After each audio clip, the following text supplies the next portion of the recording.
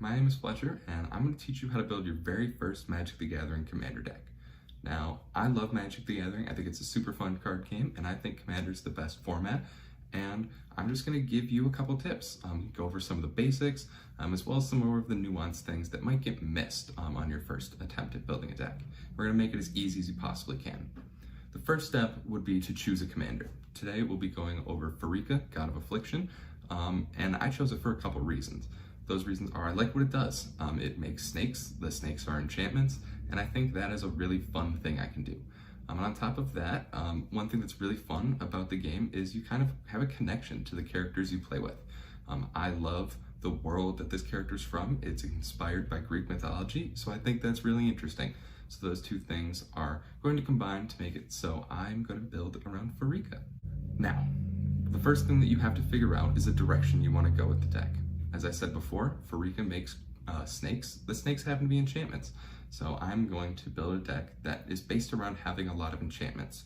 On top of that, it also exiles creature cards from your graveyard. So I'm going to purposefully put my own cards in the graveyard in order to activate that ability as many times as I can. Now that we know the general theme that we want to go with the deck, it's time to go over some of the basics.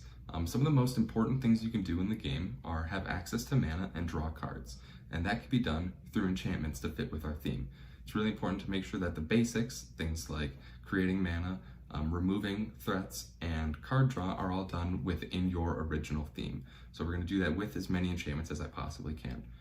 My goal is typically to have around 10 mana cards, 10 card draw cards, as well as 5 removal cards. That just kind of gives me a good base to where the rest of the deck can do exactly what I want to do to make myself win.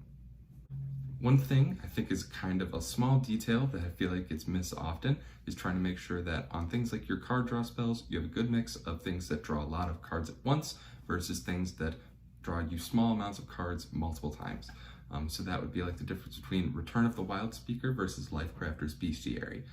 Those two cards both draw cards, but they do it in different ways, and it's important to have a good balance of both so you're ready and prepared for whatever the situation in the game is.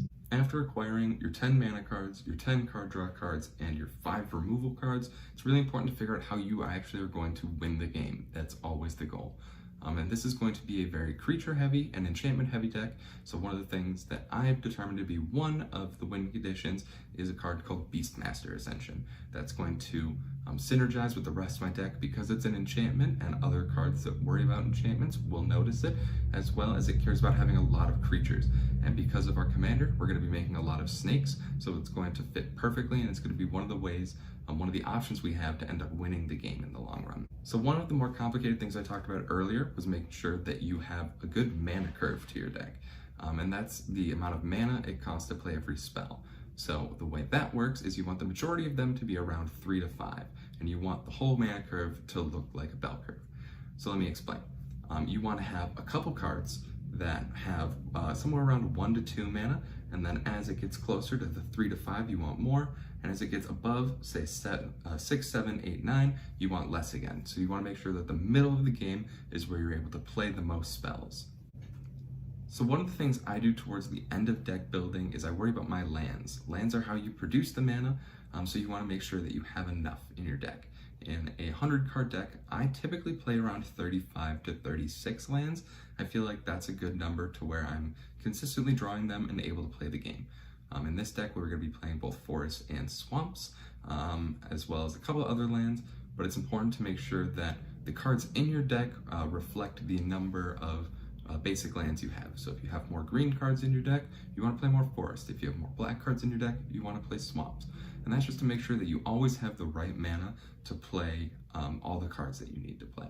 And that's just it. I highly recommend as you go through with deck building and you take these tips I gave you to just do your best, experiment, try out new things, and if it doesn't work, then keep trying. It's best to just keep experimenting because eventually something will work out and you keep learning. I hope you all enjoyed this video. I hope these tips help you become a better deck builder and hope you enjoy the game.